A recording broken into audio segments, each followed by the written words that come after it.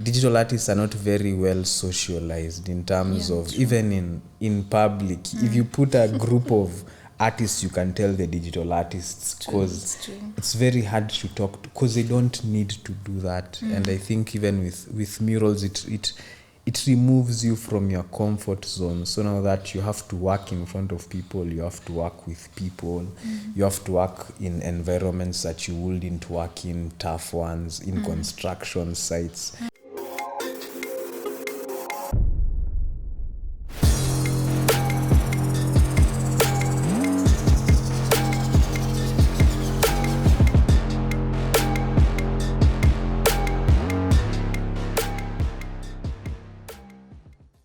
Hello, welcome back. This is the Creative Scene. This is our 10th episode. Yes, our previous episode, we did it live at the Kesho Africa Festival, thanks to Karakana Online.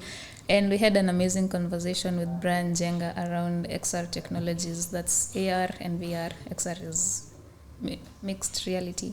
Yeah, so that conversation was quite interesting because it's something that I dived into for the first time, and it was amazing to see the amazing projects these guys are doing, and the fact that we're already implementing XR technologies in a way of living. It's amazing. So make sure you can check out a conversation we had with Brian Jenga, co-founder of Team 2 Interactive. They're doing amazing projects. Yes, today we are doing this differently. So previously, I used to ask my guests to fill in a form. Then after they fill a form, I create a questionnaire for them, and there was a lot going on. So I figured it's better to just have this conversation, make it free flowing. Vile tu itaenda tu. So today we are joined. I've heard this name so many times, and I had to invite this person. He's a muralist? Yeah, muralist. Yeah, he's a muralist. He's a digital artist. He's a painter. He does so much. You're founder of the Afrorenaissance movement. Yes, he's also a founder, and today we are joined by Native. Thank you so much for being here. Thank you for having me. Yeah, I've heard your name. There are people who've mentioned your name so many times. So yeah, I need to meet this person. It's about time. Because we only just interact on social media. Yeah. So you can start by Native. Where did the name come from? Okay, the name came from, like, I was listening to an album. I mean, I was looking actually for a name, because before I used to use my actual name, and I just felt, because I was changing like everything I was doing, being being known by the people who already know me, I would not be able to produce honest work, because I wanted to produce in a space of like zero judgment. Okay. So because I was changing what I was doing, I wanted a name that you couldn't recognize me with, and also something that it like meant belonging to a place. So being native means like belonging to a place. So I wanted my work to, like, when you saw it, you knew it was African, or it stemmed from somewhere. Then Nairobi was just because I wanted like a name that, native is an English word. So like you'll find a lot of people across the globe would use it. So Nairobi was to like to ground me to Nairobi as a place. And also the fact that as much as, yes, I'm African, like my work is mostly influenced by where I grew up and my upbringing, which was in Nairobi. So it's like it's between two worlds of, like, yes, there is the fact that Nairobi is a city in Africa, but it's also still a city, like it's a metropolitan. So it's between two worlds, between the future. I wouldn't really say the future, but what is termed as modern, and what is termed as innately like African. So like there's those two parts, and even with my art it's the same. Yes, it's Afro-futuristic ideas, but also like the fact that it's from an African perspective. Okay, it's interesting because when I saw native, I was sure it's something to do with being an origin of something. Yeah. So now that you've elaborated it further, it makes sense.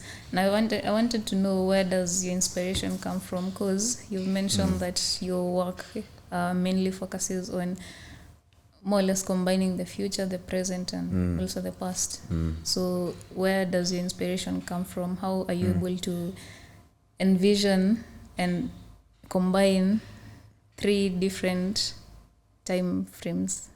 I think my work is mostly influenced by ancient cultures like the Egyptians, the Olmecs, like black ancient cultures. So and that's what, so for me, I feel like those cultures were the peak of African ingenuity, science, like astronomy, geometry, like certain fields. Yeah. And I feel like for us to go to the next level, it's like, for me, it's picking from like where we peaked, then going from there, moving forward. Wow, that's interesting, because most artists I've met, they focus their art on mostly Kenyan cultural heritage, but you decided to focus on the very beginning of Africanism, if I can say that, which is quite interesting. So do you do your research, or how do you come about this knowledge and your artworks? Okay, it's funny because like me, some of the things I think about isn't like yes, there's a research I do, but my work is mainly influenced by how I was raised. So like when I was a kid, like there were books around the house that were based on like things like Chariots of the Gods, Gold of the Gods, that talk about ancient aliens, the encyclopedias. And some of even these things are just conversations I had with my dad growing up. So like you'll find the Reader's Digests, and that's what now piqued like a curiosity in me from the beginning. So even on, like, I remember my dad used to take us to the library when we were kids. So Macmillan. So when we used to go every Saturday, which was mandatory, that's where now there were these books I used to pour through, like I used to go through, and now that's what, like, books on Egyptian civilizations and the Mayans, the Japanese, like, and that's now, so for me, some of this knowledge is things I've just read through the years, or I've been party to from the very beginning. But also I feel like even when, like, sometimes you'll paint something or you'll have an idea, and then you'll read a book, or you'll find some information that confirms the idea. So I feel that because some of these things were done obviously by Africans, and me, because I'm an African, it's like there are things that are just intuitive. Like you can read it somewhere, but you'd probably come up with the same idea as somebody who also experienced the same stimuli 1,000 years ago on the same continent. Wow. Okay, now I wanted to know, since your art is different from the other artists I've interacted with, your art feels different. Will you say, or how do I phrase this? Is it easy for people to understand your work? Because I'd say there's probably a disconnect, because most Kenyans are not familiar with the initial African history. So will you say there's probably a disconnect between your art and people being able to understand it, or that doesn't even affect you in any way? Well, okay, obviously there's a disconnect. There's a huge one, because you'll find there's just a way, like, there are just certain ideas people naturally gravitate to, and the closer the idea is to them, the easier for them to interact with that idea. So yes, I've always had that, even from the time I was a kid and the things I used to draw. But at the end of the day, you just have to make the work that speaks to you, because I could make work that people could relate to better. But imagine getting to the end of your life and realizing that, like, you made work to just so that you could be better accepted by the society, and they don't accept you. So what happens? So you'd rather just make work that you want to make, so that even if nobody really gravitates towards it, you made it for yourself. 'Cause you've said something that kind of contradicts, because you mentioned that I said that people mention your name here and there, but you said it doesn't reflect on your followers. So will you say that the current age is quite focused on numbers on social media? Okay, it's cause, like, I've gotten to a point where I rarely say normally I don't post my face on social media, so people don't know how I look. Most people. But most of the time when I meet somebody and I mention my name, they already know my work. So the people I mention my work to, I increasingly meet fewer and fewer people who don't know my work. So for me in the beginning, like, I didn't see like it was an actual accurate prediction of what's out there, because when most people know your work, but you feel like, okay, how? Because you'd expect that you'd have a way larger following if so many people know your work, but you'll find that, like, that I don't think the following is that large that everybody I meet already knows my work before I meet them. And the fact that you're kind of a ghost, people don't know who exactly you are. So would you say you wanted people to know your work as compared to people knowing you? What's the reason for not being vivid on social media? Okay, I think even in the book, like I said the same thing, like I wanted the work to speak more than myself, for people to judge the work for what it is without judging the person. Yeah. So in the beginning, that's what I wanted, but you realize the more you work, you can't say, it's so hard to separate the work from the person making the work. Yeah. Okay, I just want to understand, when you say you want people to judge the work and not the person, does that come from a fearful perspective? Fearful.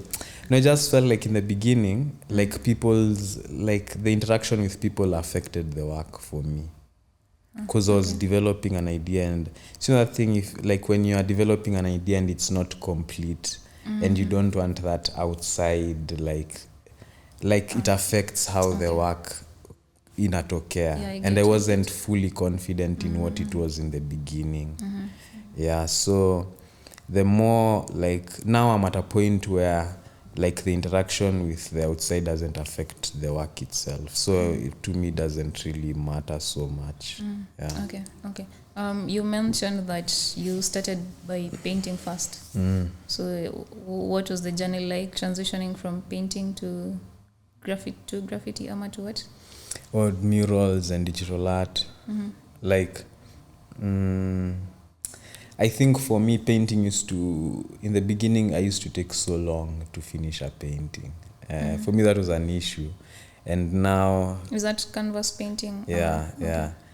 And I used to just feel like a mural is a way larger canvas. So if I take this long to finish a small one, like a mural will take me so long. But the funny thing is, murals like finish. Like, it's very hard to spend more than a week on a mural. I don't know why, because I think because of the size.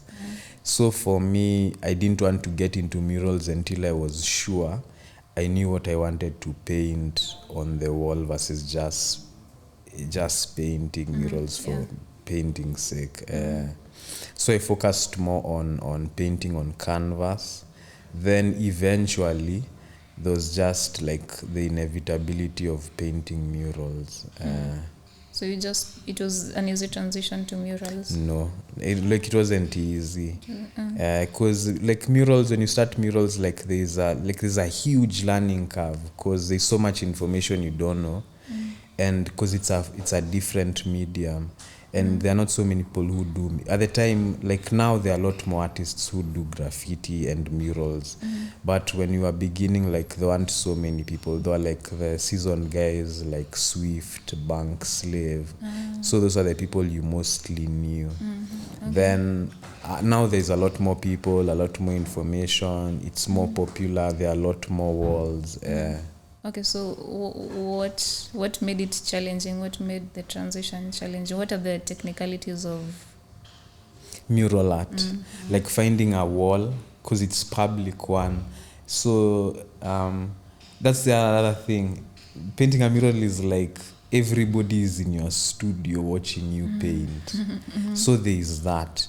Okay. If you're not confident about what you're making, I think then the eyes and can affect what you produce. So like there's that, there's the condition of the wall, there's environmental conditions like rain, everything. There's, if you're using a spray can, like a spray can is like, I think it's the farthest thing in terms of anything you could use to paint in comparison to a paintbrush. Because of the way like it has also its technicalities. There are things like can pressure, nozzle, what paint you're using. So like that is another field on its own. Yeah, and you'll find most people who even do murals, there are people who never use spray cans, they only use paint and brushes. Yeah, so it becomes like painting on just a large canvas. But if you find somebody who is purely using spray cans, that's a very skilled person. Yeah, because I see people using spray cans. I'm like, how do you even know it's going to land here? Alafu, why do they shake the cans? And then I think it's just to mix the paint, like so that like it's even. Like, you know, the can, everything that is inside the can settles when it sits. Yeah. And there's usually a ball inside?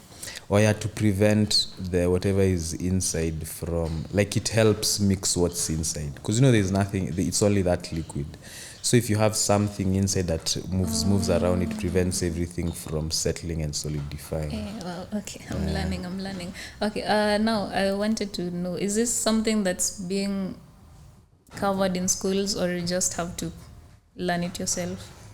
Well, I've never seen a school that actually teaches people how to paint murals and do graffiti. And also, the people who know how to use the cans are so few that they are the only people you'd go to teach it.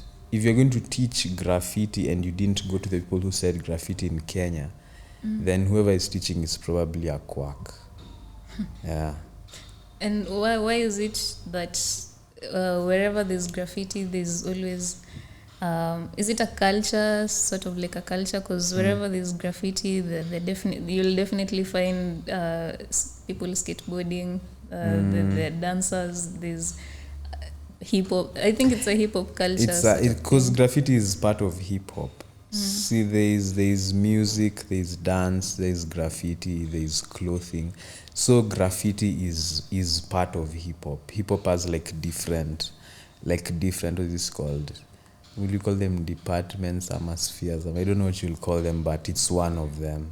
That's why they are connected. They grew together, they were birthed together. Okay. Now, ulitufikisha hadi you are creating murals. So, okay, there are other things you still do. So, how do you balance all those? Balancing is hard, especially if you're an artist, because creatives, you have this tendency to always want to do everything. But I think even for me, I'm still learning how to juggle all of them. Because even now I still do, I'm doing fashion. I have my own line called Chema Cheusi. I'm actually wearing it. So nice.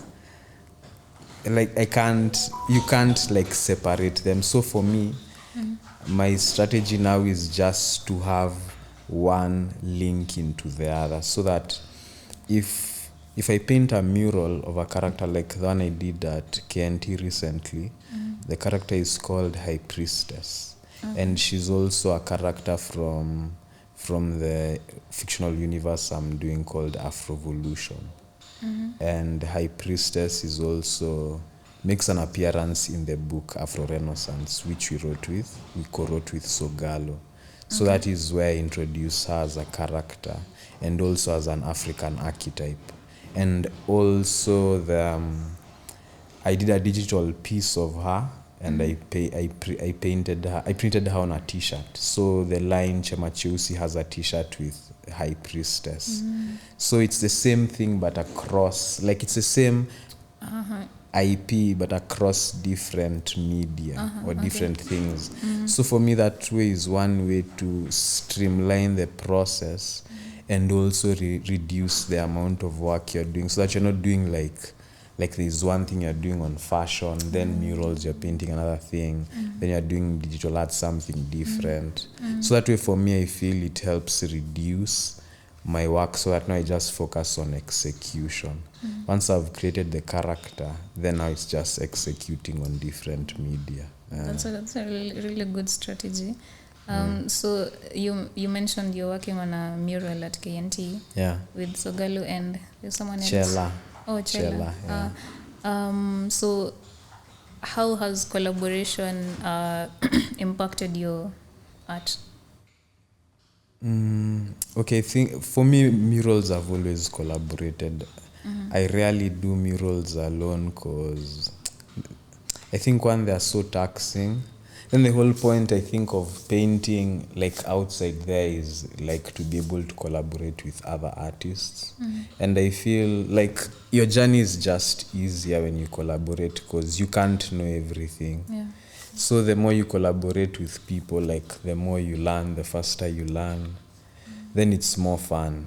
It's a lot more fun than doing a mural alone is like, you can, but it's not fun. And at the end of the day, I think, yes, there's that.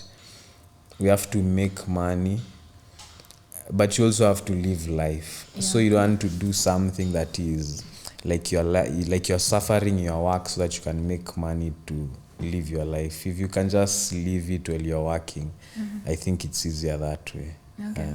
Is it? You said it's done, the mural? Yeah, it's done. It's done. Yeah. Okay. I'll definitely pass by KNT. You should. Okay. So I needed also to know how are you able to monetize from your craft? Well, I think also that's with art. I think also that's where the upon your creativity, because you have to find a way to do the thing you love and make money. I think the first way was when you said painting. We realized like there are people who want to consume the work, but they can't afford to buy a painting that is probably 60,000 shillings. Because if you look at it, that's somebody's rent for a few months, you see. Yeah. So our first idea was to make the book like Afrorenaissance, where we explained like the collective's goal, which is to change the African narrative by portraying positive, progressive images of Africans. So we have an ethos. Then it also has images from our first show, like the paintings, and some poetry we wrote that describes the painting and demystifies like some of the ideas and themes behind some of these paintings. So the book is one way we monetize our work. Then also in the book, the first chapter, which is the ethos, we go about talking about how artists should learn to monetize in a way that it's consumable by more people. Because we have this argument that Kenyans don't buy art or Kenyans don't consume art. But I think also the fact that it's out of their pocket range, they also don't feel that they're allowed to be participants in the art scene, because most of the art is afforded by maybe expatriates and people who are very well off. So you'll find that even when they do exhibitions, because the gallery is a business and its aim at the end of the day is to make money, they'll market the exhibition or they'll make it in such a way that it's more so for their clientele. And even these spaces, the way they look, the way they function, the way the whiteness of the space and the way it treats you even when you enter it. Like there's a way I don't feel most Kenyans feel like the space is welcoming to them. So for us, we talk about how like breaking your art down into tiny consumable pieces. Like you see, for example, if you look at Safaricom and guys like Unilever, in the beginning, credit cards used to go for like 250 shillings until they realized like if you have a credit card for 5 shillings, for 20 shillings, for 50 shillings, more people now buy the credit card and more people can use your product. Same with Unilever and Blue Band when they had like the 10 shilling sachet. So even for us, like turning our art into prints, into stickers, into pins, into t-shirts, bags, tote bags, that was one way to make it more consumable by more people and now make more people be able to participate in the art scene. That's interesting. So when you came up with that idea, was it solely your idea, or did you come up with a team and discuss on how to make your artworks consumable by a range of people? Because I haven't heard of people doing that, especially artists. Because artists, when they produce something, they produce it. If I'm printing a T-shirt, I'm doing solely that. I'm not using the same artwork to maybe print cards or something like that. So how did you come up with this idea? Okay, I don't think it's a new idea. For us, I think we are just all... It's okay, the idea exists. People have done it before. I just think like...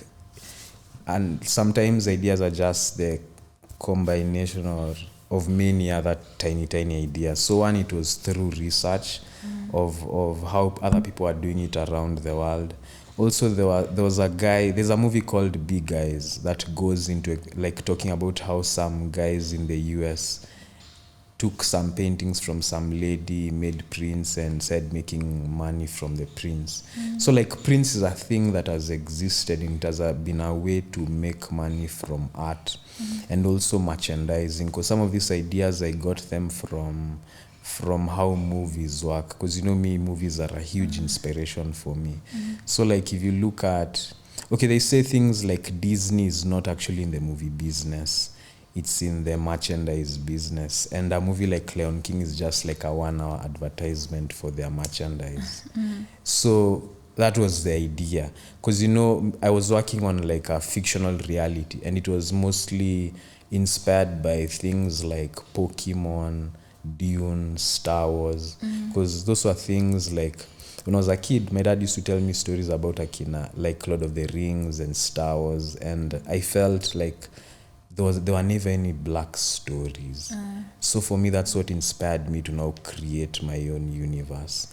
And now, like, I wanted to look at the business model for some of these people who did these things, and merchandising was one way that they made money from it. But it's not so popular in the art industry because people feel also breaking down art into so many consumable things cheapens the art itself. And galleries have that thing. And also artists are advised not to do that because it cheapens the work. But for me, it was like, as we had a problem, like it wasn't as easy to get into the big galleries, and the big galleries weren't as many as they are today. So as we had to solve the problem that we were faced at the time.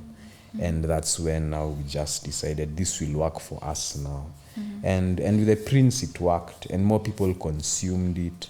Like, I could meet people who would say, I've seen this work before, I've seen a print somewhere. Or you introduce yourself and I'm like, I've read your book. So it works. For me, I felt like it just worked to push the art. And also, for the longest time, I felt like if you don't control the money, you can't control the narrative. Because a gallery will sell the work that they'll pick the work that they sell the most. Because a gallery is it's like a hardware store. If you have a hardware store and you're selling like hardware things, and somebody comes and cooks bread, and wants to sell in your hardware, so you'll be like, okay, may sell like construction materials, so I can't sell bread. So they'll pick what they usually sell, because somebody coming to the hardware store isn't coming to buy bread, it's coming to buy construction materials. So if they come and you tell them you don't have construction materials but you have bread, they'll be like, okay. So most art is like that. There are guys who are painting bread and there are guys who are painting construction materials. So if the consumer is used to buying construction materials from a particular gallery, they'll expect to find that. So you have to find the gallery that sells bread. Yeah, and if you don't have a gallery like that because they're controlling the narrative, then you have to find a way to sell your bread without relying on the gallery. That was a smart move. Let's talk about the what's it called, fantasy world that you're building. Yeah. You're building it with Sogalo. No. Are you building it with? It's okay, yours? you could say it's adjacent because we work together. Obviously, he gives me some ideas, but it's purely mine.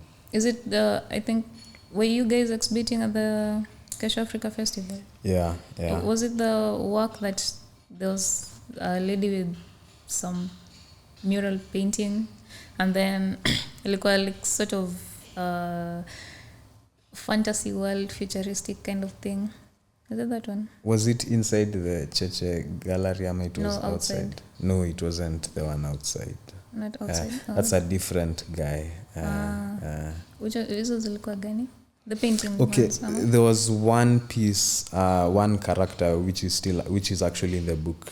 She's called Empress Moon, and it's from the Afrovolution universe. So how are you planning to build an experience for this? How will the audience experience this idea?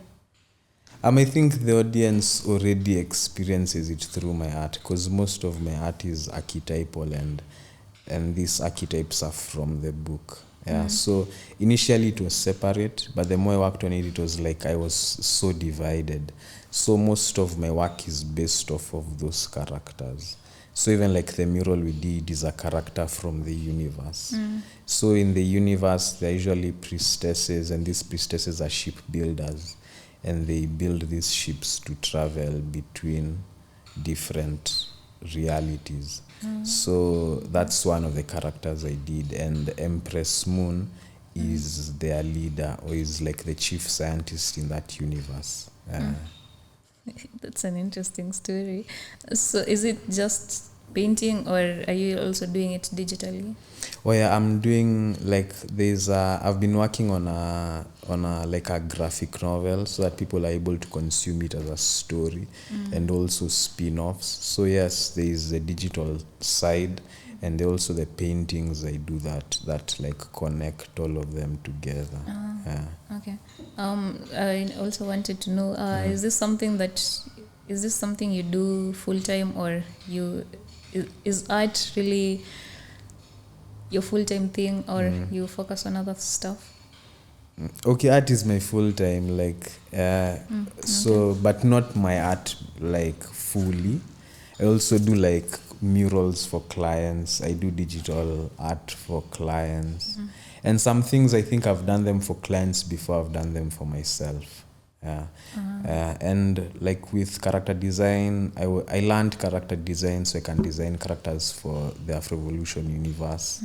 I learned costume design to design characters for the Afrovolution universe. Okay. The only thing I think I knew before even diving into Afrovolution was environment design in a sense, and it was more so because I studied architecture. So when, like, for me, that I feel like that's what I like really understand on a level of I didn't really need to like do so much after school, because I already understood buildings and how spaces work. But things like character design, costume design, storyboarding, that had like a learning curve. Architecture is the only thing I've actually gone to school for, but everything else I've had to learn on my own through like books, meeting other artists, collaborating with other artists, especially even in the digital side, like YouTube. Like I think everybody has just learned from YouTube, because there is even ADMI ilikuja juzi. Back in the day there weren't so many schools. And what's the biggest challenge you've faced throughout your career? Like the whole career?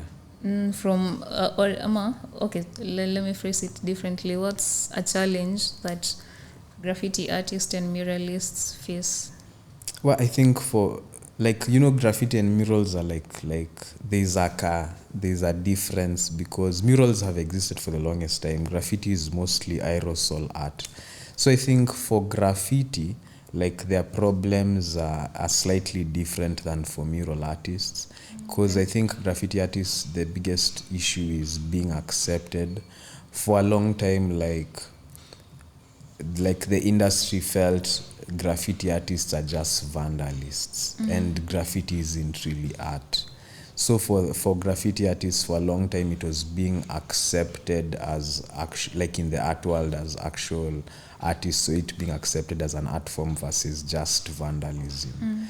And that's also because of graffiti and its birthplace and things like taggers. Because people just tag everywhere. Everybody assumes everything that is graffiti is just vandalism. Then with murals, I don't think muralists have had a lot of challenges. I think probably pricing and people feeling that murals are expensive, but they don't realize the amount of work that goes into a mural. And currently, I think some of the major issues is that price competition between different artists, and also in the construction industry, people want you to do a concept without even paying for the concept. So you'll find a lot of people will be like, I have this wall, it's a 5-meter wall, can you do a sketch? We see what we can do with the wall, but they don't realize the sketch you're doing is already work. So you'll ask them to if you ask them to pay for the sketch, they're but they assume the sketch is separate from the work, so they won't understand why they'd have to pay for a sketch to see what you could do for the wall. Versus if somebody came and asked me, I want a digital illustration, they'd assume the illustration is the job already. But now you still need to do an illustration of the concept you want to do on the wall before you. So that's one of a huge issue, especially in the construction industry, because you'll find even with government projects, they'll just put out a call and say, we need to see concepts. They even give you a color scheme, but they are not willing to pay anyone for any of this work they are doing, you're going to do. So if 15 artists produce 15 different concepts, they'll probably pick one. And what is stopping them from saying, okay, these are 15 concepts we got from 15 different artists. Can you take this from this and take this from this and take this from this and combine it into one thing? So you see, as an artist, you can't. Where do you start to even, and where are you going to take anyone? And who wants to go into litigation? Because now that's one of the hugest issues. So I think just people understanding that if you do approach an artist to do a mural, you have to pay for the concept. Otherwise, it should only be a seated discussion. I think it's been a heated discussion, even just aside from mural art and graffiti art, even in the digital side. There are usually these calls where they need artists probably to design a logo or rebrand brand's identity, and afterwards people will submit, but the call itaisha tu hivyo tu. We won't know what happened to the submissions. We won't know. So it ends up being sort of a waste of time and effort for the artist himself or herself. So I think there probably should be a strategy to finding artists to work on a specific project instead of asking for multiple creatives to submit for an application.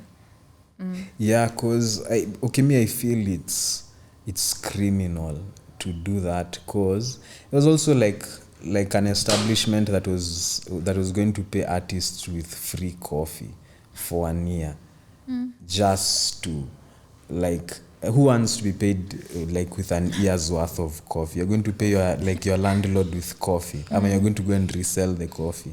So I think there's a fine line, because if you ask if whatever you are doing is going to lead to, like, it's going to help the business directly, I feel that shouldn't be a competition. Because let's say, for example, I have a, like, let's take for example Chema Cheusi, like I have a t-shirt, like I do t-shirts, ndio.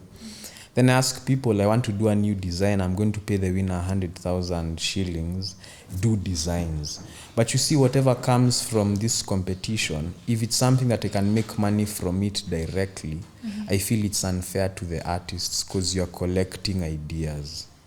But if, let's say, I'm doing Chema Cheusi and I say I have a competition and I want guys to design like what is this artist? Let's say, like, for example, Kiwi. When Kiwi used to do those competitions for like kids to draw animals, Kiwi makes shoe polish. There's nowhere they're taking the animal drawings of giraffes and nini, so they do not make, it's not a business for them, or they cannot make money directly from that.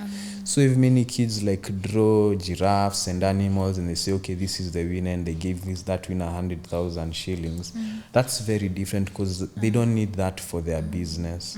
But if you ask us to design packaging for your like margarine, and then you say we're only going to pick one, that's you being sly, because you just want to collect ideas from creatives for free. What is to stop you from saying, okay, in the next 10 years we're going to take this 100,000 sketches that were submitted by artists and give it to a design team, and help them produce ideas, because now you just have a collection of free ideas you can use for the next 10 years. Like, who's going to be following you for the next 10 years to find out whether you used the idea? Some of these artists will even die in that period. So you can't tell. So for me, I feel that's just criminal. And it's being sly. Like these organizations, these corporate organizations, they're very sly people who work in those organizations. Nobody is like an angel. So some of these things, it's not a fluke, it's by design. And they probably know exactly what they're doing. They know what they're doing. That's why they're paying people with free coffee. Free coffee. They didn't want to pay anyway from the beginning. Oh, wow, okay. Now I want to understand first the difference between graffiti and mural art. You mentioned mural art came before graffiti. I thought graffiti came before mural art. No. A mural is just a painting on a wall.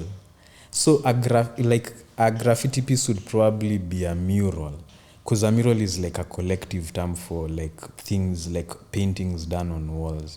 Like you see, for example, like when Michelangelo painted the Sistine Chapel, that's a mural. Okay. Yeah, but those murals were called frescoes, and you painted them on wet plaster. Wet plaster? Why wet plaster? Because I don't understand the science behind it, but they needed the pigment to bind with the wall. I don't think at the time they had advanced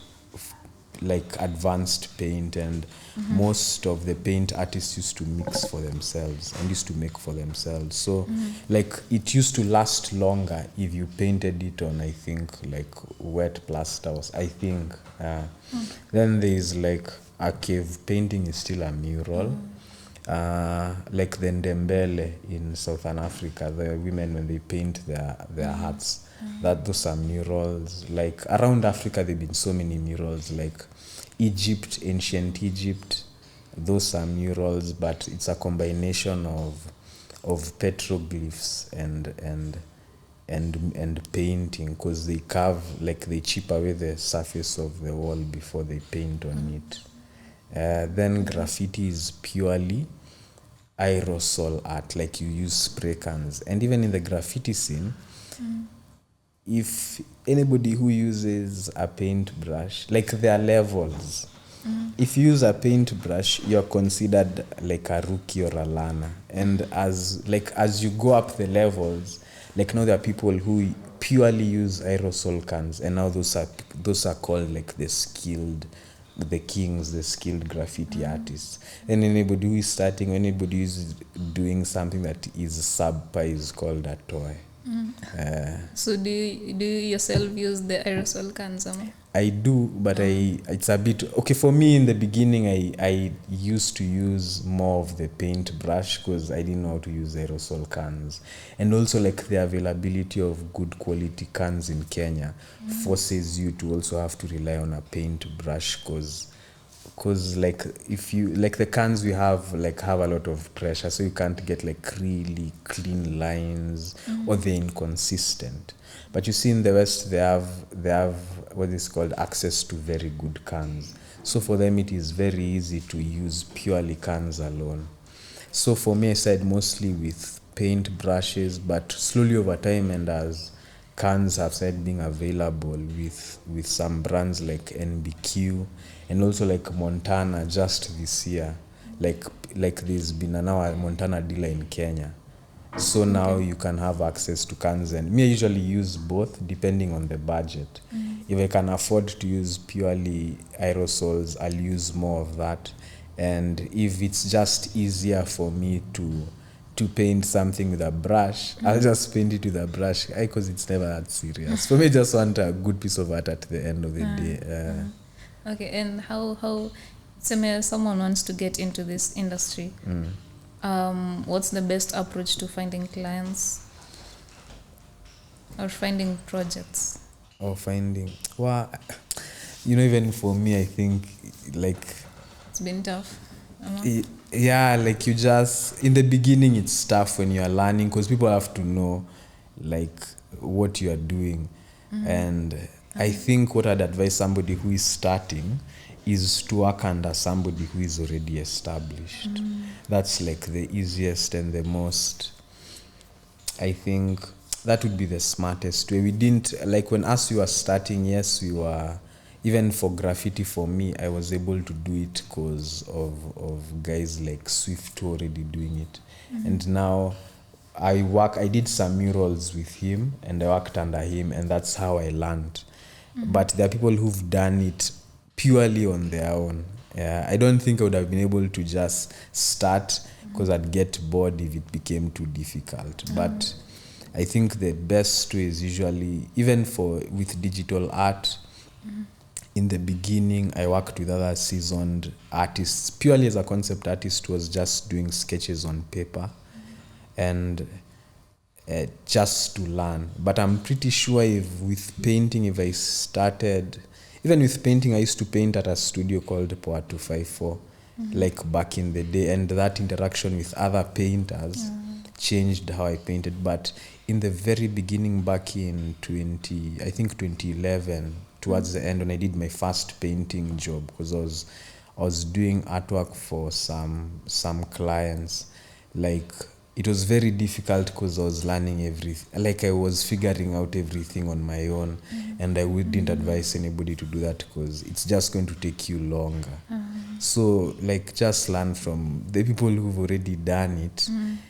Like you just need, it doesn't matter whether you did it, if you learned it on your own or if you learned, nobody cares. Bora you've just, as long as you've learned it and you're doing it, nobody's going to ask you, did you do it on your own or did you learn it from someone? So I'd advise people to find somebody who's already doing what you're doing, work with them, work for free.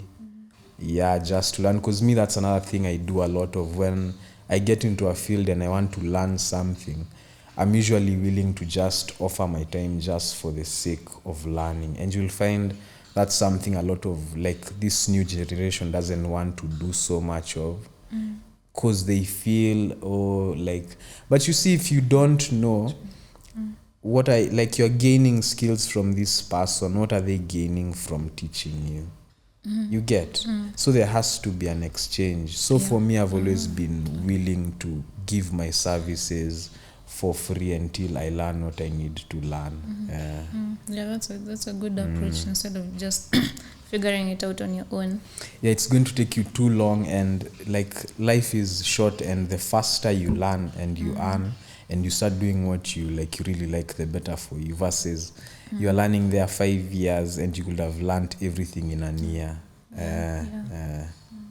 Because I've realized having that network of people doing the same thing as you, makes things easier for everyone, because also collaboration comes in there. So things are just easier, more fun, faster. More fun.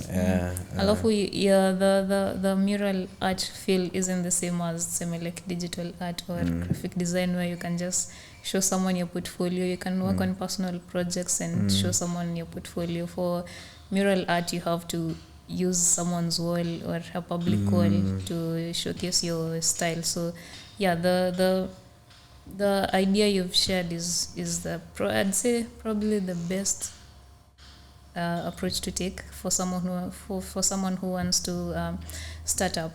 Now, your style, okay, your craft lies within different fields. So there's mural art is more of traditional art. Then you're into the digital art side here. So what's your vision when it comes to combining the upcoming technologies with your craft? Because currently there's a lot going on in the technological side. So there's artists mostly say they're really fearful of the AI technologies. Also, I think there's AR peer. Maybe you can pair that with AR. So what's your vision when it comes to that? One, what you're saying about digital artists and doing things on their own, I feel Murals is good because it teaches you now to interact with other human beings and to interact with the real world, because you're not just sitting in front of your computer. There's a way you just now start developing like ideas and notions and things, and you settle into those things so hard, mpaka. That's why I don't know, I find that digital artists are not very well socialized in terms of true. Even in public. If you put a group of artists, you can tell the digital artists, because it's very hard to talk to, because they don't need to do that. And I think even with murals, it removes you from your comfort zone. So now that you have to work in front of people, you have to work with people, you have to work in environments that you wouldn't work in, tough ones, in construction sites. A lot of people tell me they don't want to work in the mural field because you're in a construction site with fundis. Fundis don't understand. You are telling them at don't pass near my projector, you'll drop it. So like that helps you also learn how to maneuver in the world. And I feel even with the advent of AI, as long as you're purely in one field, you focus so much on one thing, there's always the fear of if something else that comes that destabilizes that industry, then your source of livelihood and even what you do is at stake, because that's the only thing. But I feel if you combining the digital aspect of things like my digital art with clothing, with painting and murals, allows it to exist beyond just one medium. So that if somebody probably saw a tote bag of mine with High Priestess there, they'd say, I've seen that mural before. You see? So like for me, I feel like even before, like if you look at the days of like Akina Da Vinci and the Renaissance, artists were never just one thing. That thing of if you're a painter it's a new thing, but most artists were polymaths. So you'll find if you're a sculptor, you can also paint. Like contraptions you need to create to move your sculptures. So you're also like a pseudo engineer. Like if you look at Da Vinci, he used to design bridges, he used to design buildings. Like Michelangelo was an architect. All these people were also architects, engineers, and other things. So, but because of capitalism and how do we make money from the artist, we need to turn them into a product. So that made like artists became increasingly specialized. But back in the day, artists used to do a lot of things. So even for me, I feel like artists should seek to have their work transcend just one medium. If you're doing like like you'll find even a lot of architects are fashion designers. If you look at even Virgil Abloh, he did architecture, then did civil engineering. He's a fashion designer. Zaha Hadid was an architect, but also did furniture and also did a lot of clothing. And even when she was a child, she used to make most of the clothing she used to wear. So like you shouldn't just bottle yourself into one thing. You can specialize with one, but also like stretch out your tentacles so that you can go into other things, because it also increases your opportunities to make money, so that you have other revenue streams. Yeah. I like what you said first before you got into the AI side of things. You mentioned that digital artists are mostly always just behind the computer, and it's difficult for them to interact, which is true. And I came to realize that when it comes to traditional artists, they have these collective groups where they do projects together. They combine their artworks for exhibitions. But when it comes to digital artists, we don't have that. Yeah, and if they come as equal, they're really few. So yeah, I noticed that, and I've heard people bringing it up where they mention that if I need a traditional artist, I know which collective to go to. But if I need a digital artist, I'll have to go to Instagram nianze sasa kutafuta a digital artist. Yeah, because tunakwanga tumejifungia sana. And I think we should definitely be loud kidogo. Tuonekane kiasi. But I think also it attracts a certain personality type. Yeah, it's true. Yeah, because most people, even before they start digital art, they're already quiet. Actually, most people have interacted with they're really introverted, quiet. There's only one person I met, alikuwa a bit loud kidogo, but he's really not an extrovert, he's an ambivert. So komali katikati, which is quite interesting. There's someone who asked me, the person is in school and they were doing some research. So the person asked me, is it necessary for someone to be introverted to be in this field?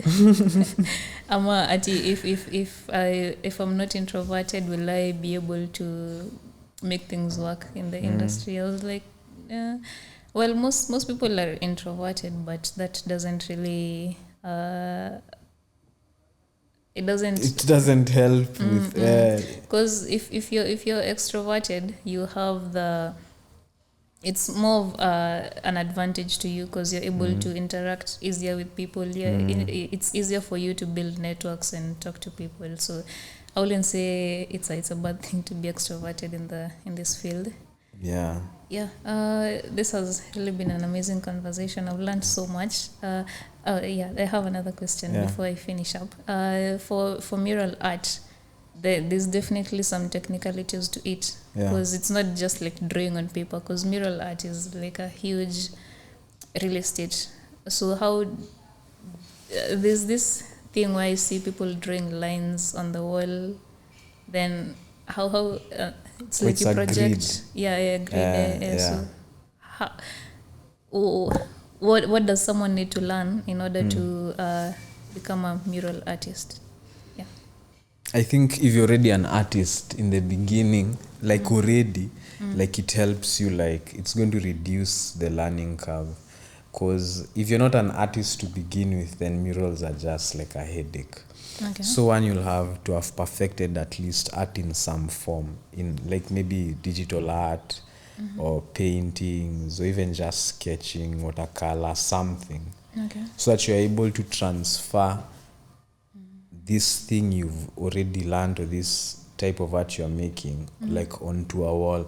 But there's no, like there really isn't like a formula to it, because you can find you can even make murals from just sticking beads on a wall. Like, yes, there's the painterly aspect to it, where most usually use paint, but it can be so many things. It can be, you can be sticking like in Australia there's a very vibrant like street art culture. You know, now there's street art, which is different from graffiti in us. Okay, they are adjacent, but there's like a difference. But now you see, with these communities, like there are so many nuances ukondani, like within them.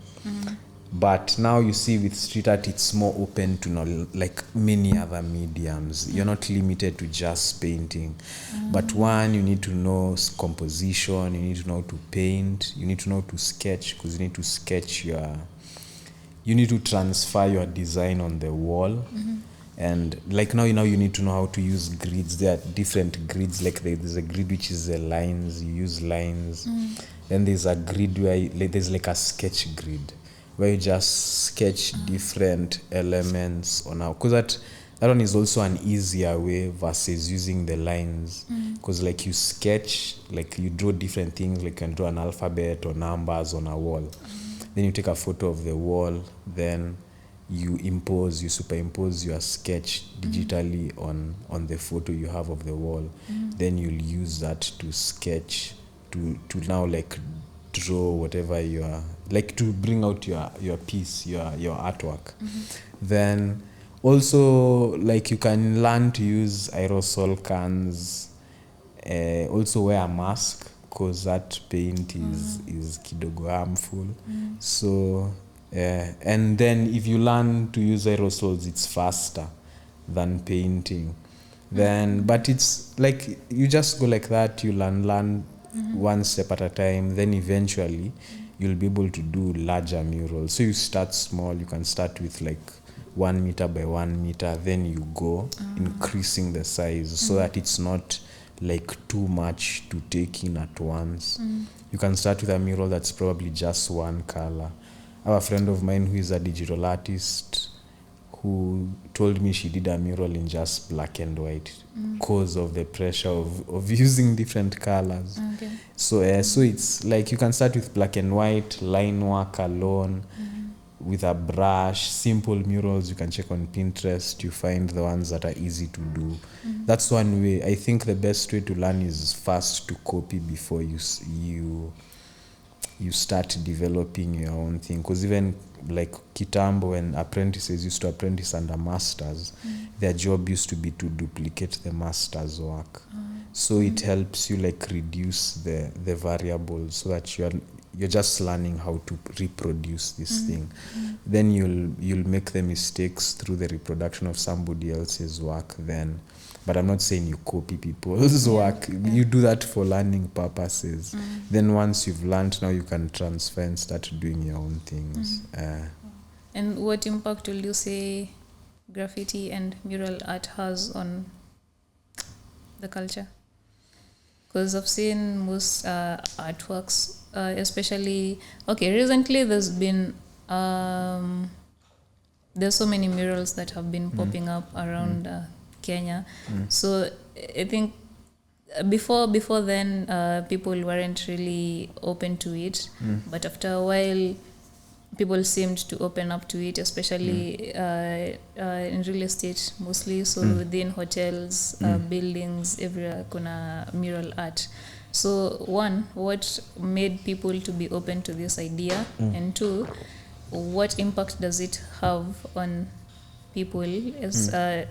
For the second question, I'm basing it on the mural arts zenye ziko mostly the sides of Buruburu, sides those areas. Yeah, those are the two questions. I think murals are, if you'll call them democratic art, or like that's the art form that really connects with everybody because it's seen by everybody. Like the artists who paint and their work is sold in galleries and they are very successful, and they paint locally and they show internationally, but nobody knows them, and they don't need anybody to know them because they are doing well on their own. So for me, I feel there are artists who do that, and their art is lauded as, the job of art is like to be a mirror to the society, and it's lauded as actually having an impact. But I think it only has impacts in galleries, but in the general public, I don't think it really does anything to shift the culture.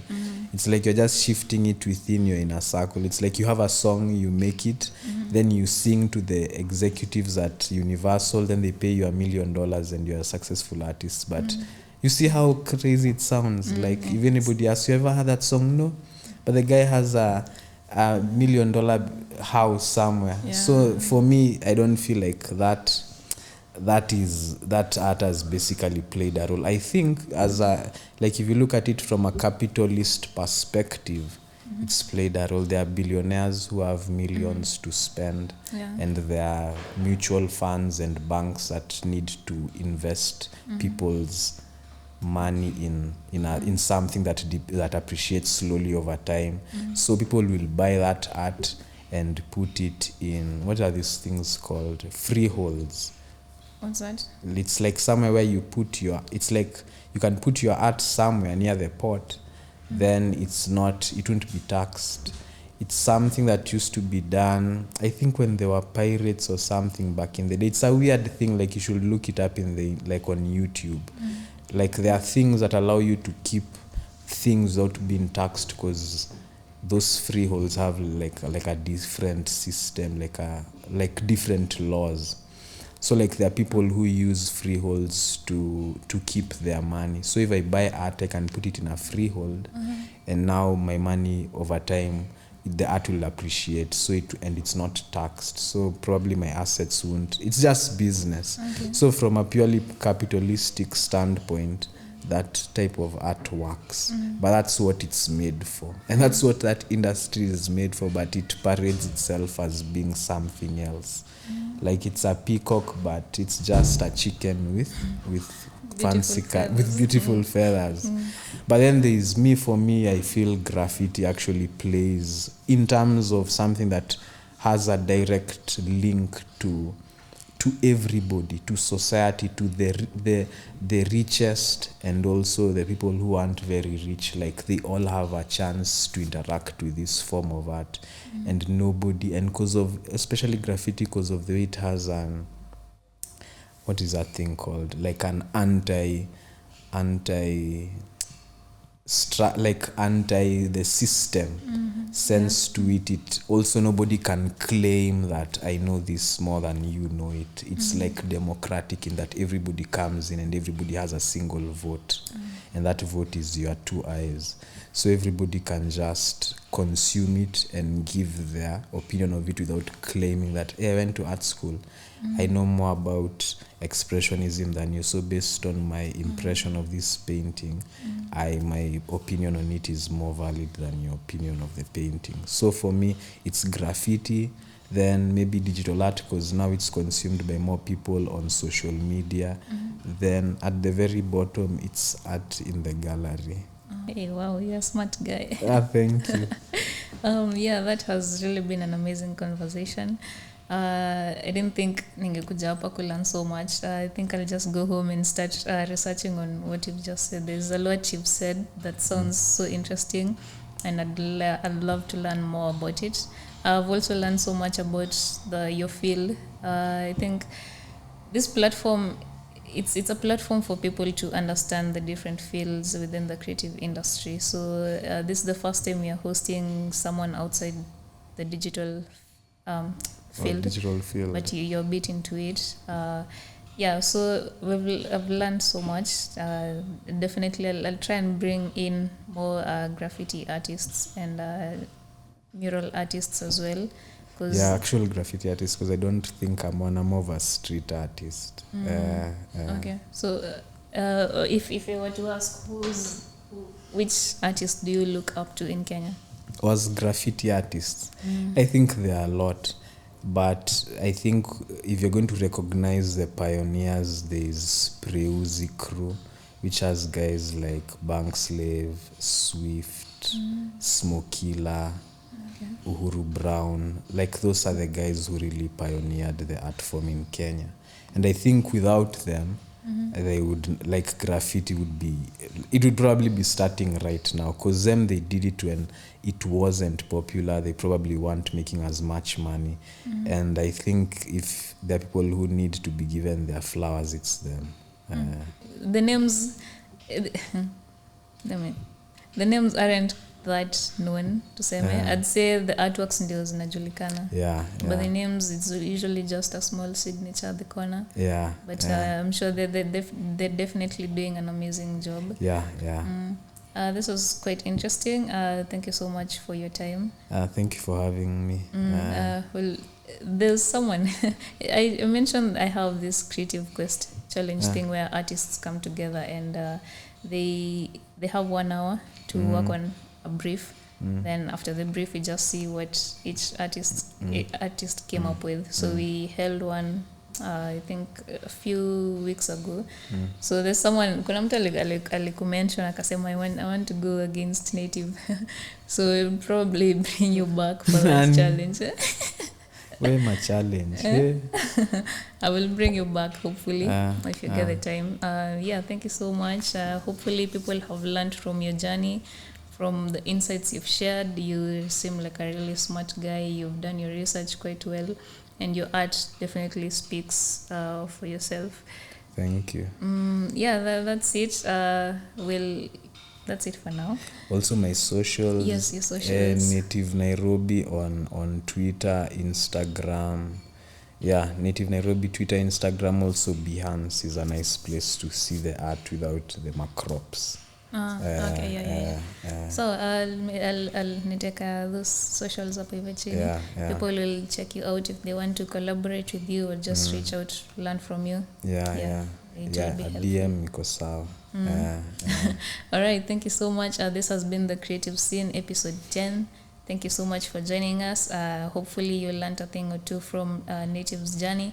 If you want to get into the industry, digital art, graffiti, or street art. Street art. That's a field that I have to look into because there's a lot within that field. Thank you so much. Make sure you tune in on our social media handles, our YouTube channel. Check out our previous conversations. They're quite insightful. And that's it for now. Good morning, good night, good evening, and good night from wherever you're watching us from.